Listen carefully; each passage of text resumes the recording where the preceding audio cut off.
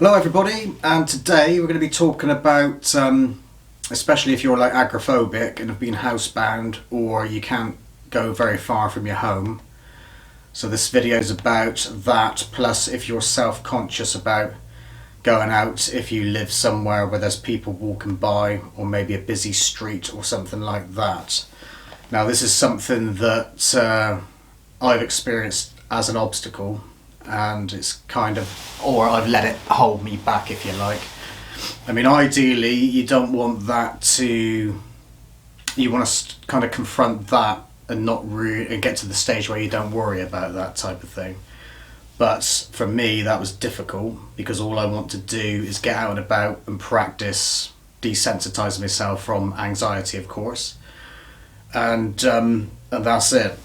So, and that can, and in my head, again, whether this is real or imagined, I've had a couple of experiences where people have come up to me and they've asked me what I'm doing because I'm going out several times. I might say walk, or it's been the case where I've walked, say, 5 yards or 10 yards up the road, and I've done that several times, and then somebody says, "What are you doing?" And it's like, well, you know, it's a personal thing. The first thing that comes into my mind is MYOB, mind your own business, sort of thing. But anyway, of course, it's bound to happen, isn't it? And I don't like drawing attention to myself in these situations. You just want to go out and do your bit, and or practice your recovery techniques, or practice getting out and about without that type of thing. But the reality is, or has been in my case, where I have attracted unwanted attention. So, which has happened quite a few times. I'll go into that maybe in more depth as the video goes along. But anyway, so if you are self-conscious about getting out and about, and you're agoraphobic and you've been housebound, or you can only go a short distance from your home, but also this applies to all kinds of anxiety provoking situations where you may feel self-conscious with other people being around. And in my case it would be obviously getting outside and practicing my recovery routines, if you like. So I just get up earlier than everybody else in the morning and do my bit then, and in the view of building on that as well.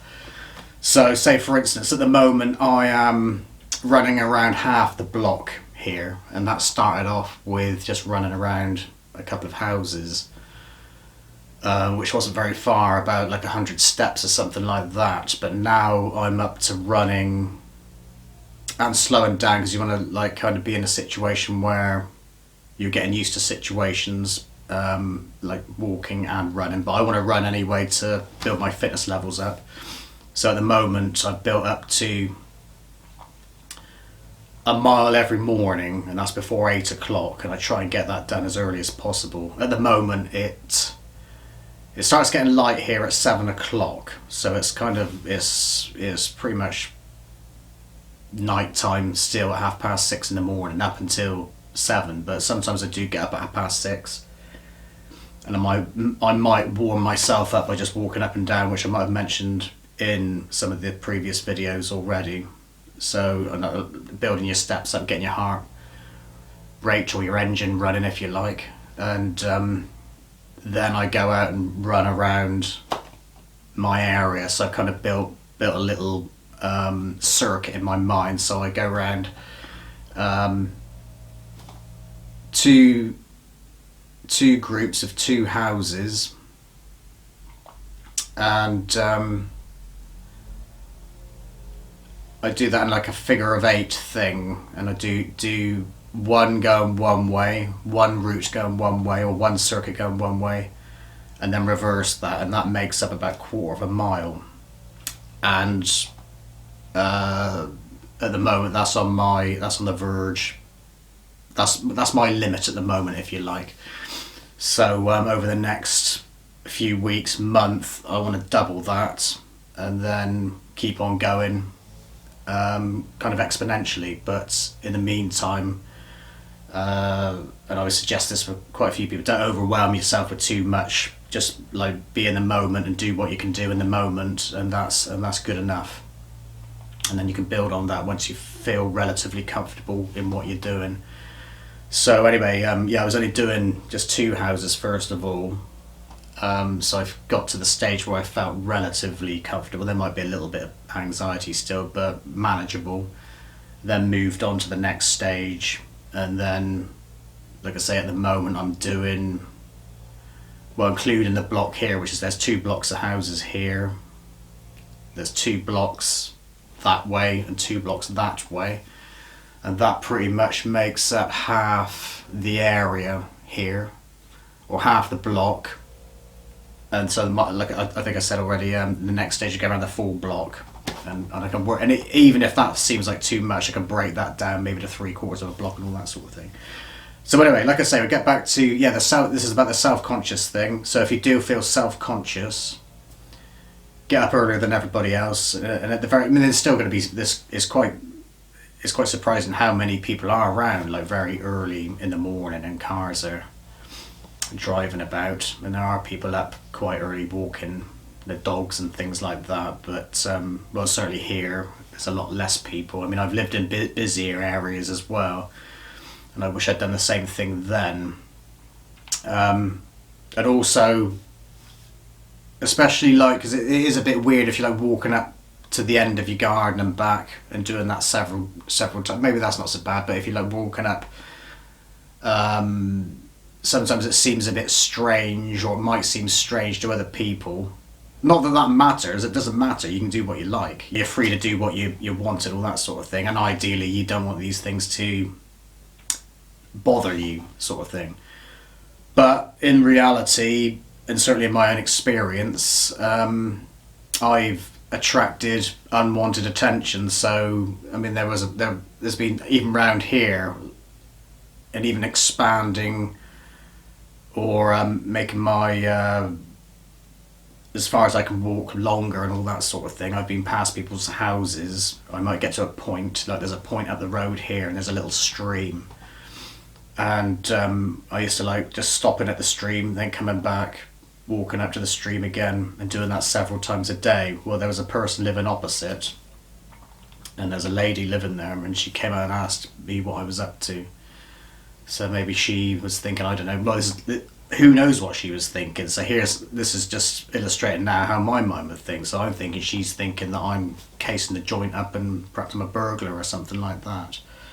So anyway, that kind of, I shouldn't have let it, but that kind of got to me, and then I feel self-conscious about going up there again. So like I say, again, it's better to, while you feel like that, because again, that's another sort of issue to sort of deal with when you're ready to deal with it, sort of thing.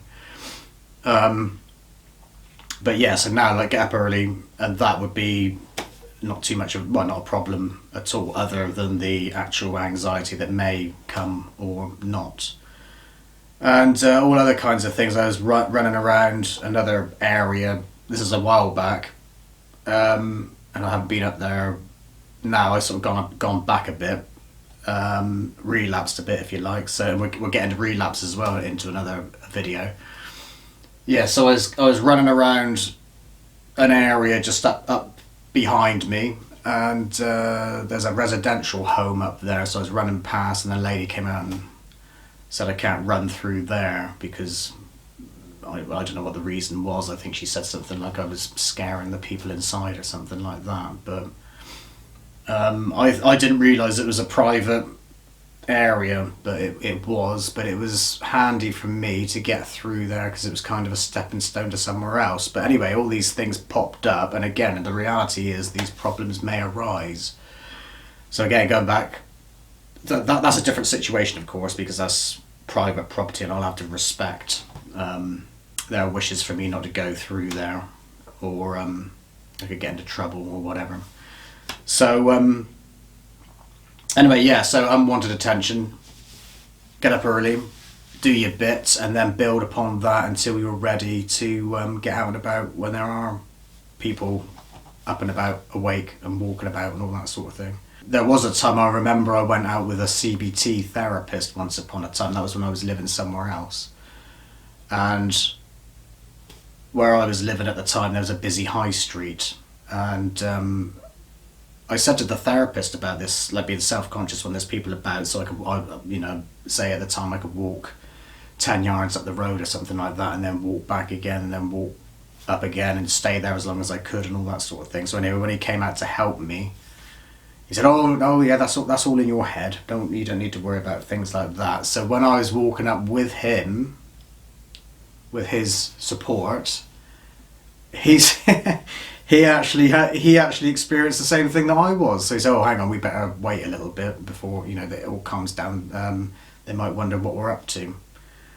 And I was kind of a bit sort of taken aback, and especially coming from a CBT therapist as well. So that was an odd experience. So that didn't really sort of instill any confidence in myself either at the time in that department. But anyway, put things where they are, again, like you want to be in a situation where you don't worry about those things. But if that is a concern for you, then obviously do these things when there's either nobody about or less people about. But again, that may, when you work up to things or build upon things, that's not going to be a problem once you get going. And of course, say for instance, if I was like we got the centre of town is up the road, it'd probably take about,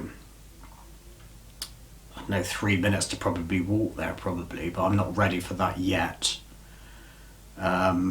I could probably walk halfway there at the moment, but what I'm doing is just concentrate's the wrong word really, because you sort of want to go with the flow, because it's like concentrating on recovery is kind of an oxymoron, and I think some people would understand this. Like I find you need to make it feel as normal as possible to sort of treat it like you're recovering from anxiety. Kind of defeats the whole purpose, because you're reminding yourself of the anxiety.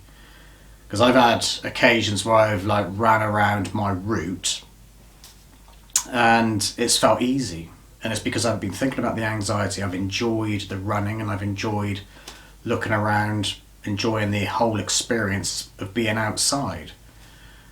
And then when I come back, it feels like I haven't worked for it, because I've been relaxed. But that's the whole point. That's where you want to get, is to be in a relaxed state. So it's certainly in my mind, there is this strange thing going on, and that's like if I was to go to town to, I don't know, do some shopping or something like that.